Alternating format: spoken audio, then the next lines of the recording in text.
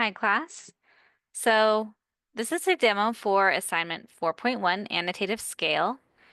And this is going to show us about annotative scale and kind of what that's all about. So before we get started, I'm going to go here to this Layout tab. And you can see I have 3 viewports set to different scales. And there's some text inside those. So if I go over here to the 1 to 1 and I look at the 1 to 4, the objects in the 1 to 4 window, viewport window, are much smaller than the ones in the 1 to 1. Okay, so I'm going to go over here and I'm going to make the white/black object. So this is white. If I had a white screen with the light like I did before, then they would be black. So make that object annotative and set the annotation scale to 1 to 1, 1 to 2, and 1 to 4. Okay, so I'm going to grab my text. Right now, these are both on the standard text style, but I'm going to move this one to the annotative. Okay, and then I'm going to move this dimension to change it to be annotative as well. And right now, this is on the standard dimension style. And here, these are both just simple objects. They are not blocks. And so I'm going to turn them into a block one at a time. So first I will take this line work. I'm going to do B for block. And I'm going to name it, I'll name it polygon 1. And I'll choose a pick point. Right there is fine. And I'll say, okay. And then now I'm going to turn this one into a block. So I'll do B for block. I'll just name it polygon 2. Pick point. I'm going to choose the same corner. And this time I'm going to change its behavior to annotative. I'll say okay. All right, sounds good. And this looks like the annotation symbol too, if you notice. These are the annotation symbols. And I'm going to click on this hatch, and I'm going to make this annotative as well. Okay, so now I have these white objects on they're made to be annotative. And if I hover over it, now you can see like that little symbol, that annotative symbol in the just above my crosshair, like just top right of my crosshair. If I hover over this, you'll see it there too. And when I hover over these ones, you don't see it there. Okay, and so how I set the annotation scale is I have this right here. It says annotation scale of the current view. And I also have this turned on. So add scales to annotative objects when the annotation scale changes on. Okay? And if you're not seeing those, go ahead and come here and turn these 3 on. Okay, so I'm going to simply go here and I'm going to check mark the 1 to 2. And that automatically scaled my annotative objects. And then now actually if I hover over it, you can see there's 2 little annotation symbols, and that's because now I have multiple scales set to it. And then I'll do 1 to 4, and then that makes it even larger. Okay, and so you can see the little annotation symbol. There's 2 on there because there's multiple. And what does this really mean? So yeah, it changed the scale, but now it looks really big compared to everything else. But when I go to my Layout tab, I come here and I see as I go from 1 to 1, for example, I have my text and my dimension and my block and my hatch, and they're all the same as each other. But when I go to the 1 to 2, now they start to look different. So this one here, for example, is a little bit finer, and this one actually is the same as it is in the 1 to 1 viewport. This one, see the size is the same in each viewport.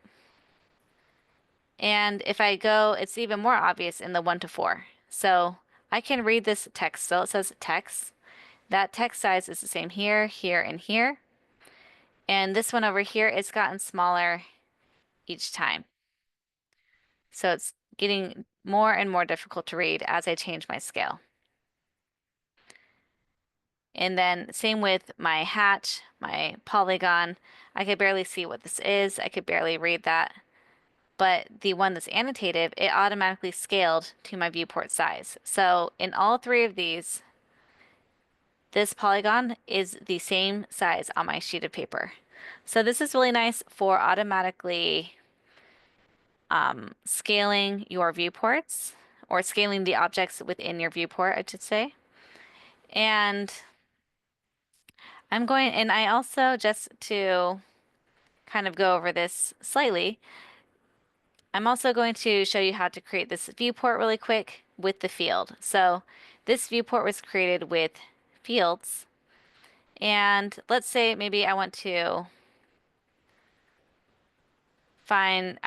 do another one, 1 to 5. So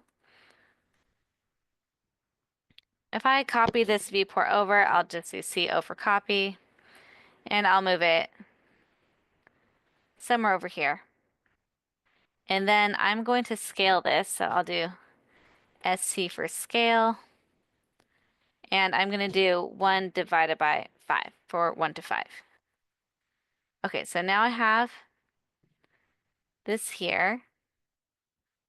I'm just going to line it up with the other viewport.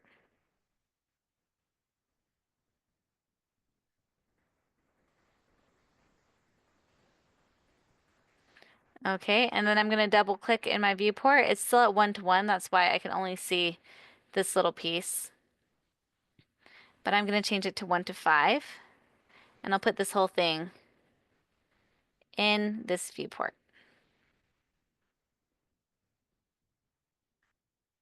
Okay, and so now I can only see my pink objects. I can't see my annotative objects any longer. And that's because if I go back to model space, I didn't set this to 1 to 5. And so add scales to the annotative objects. So I haven't added the 1 to 5 scale, and that's why it's not showing in this 1 to 5 viewport. So I can go here and I can simply add the 1 to 5. That's how big everything looks in the 1 to 5. And then I can go here and I'll see that same, I'll see it here as well. And if I go into this viewport, I can actually move this annotative object, and it won't move them in any of the other ones. Usually when you move something, it'll move it in model space. But when it comes to annotative objects, it's not going to do that when you're doing it in the viewport. So let's say I want it to be right there. I don't want it to overlap so much. I'm not going to prevent it from overlapping because it is too large for this box I created. But even if I moved it over here, for example, the other ones will stay in their same locations. So I will just move that here, and I'll double click out here, and so now that one's moved. So take, for example, if I double click in here and I want to move this one, it would move it in all of the different viewports. But if I try to move this one, it's only going to move it in this one because it knows that due to the annotative scale, I might need to shift things around differently than I would in the other views or the other viewports. And so I'm going to just create this little label for this box, and I'm going to do that using fields. So field is a somewhat advanced command, and this is just so you can automatically change some of the things like the viewport title based off what it actually is. So I'm going to go to field category, objects. I'm going to select object, object type. I'm going to click here, that little green square, and then I'm going to select my object. And I want to say custom scale. That's the property that I want to show. And I will use the scale name. I'm going to say OK. And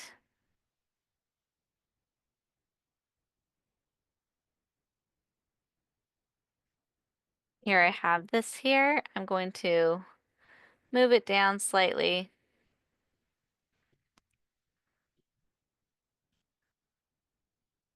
There we go.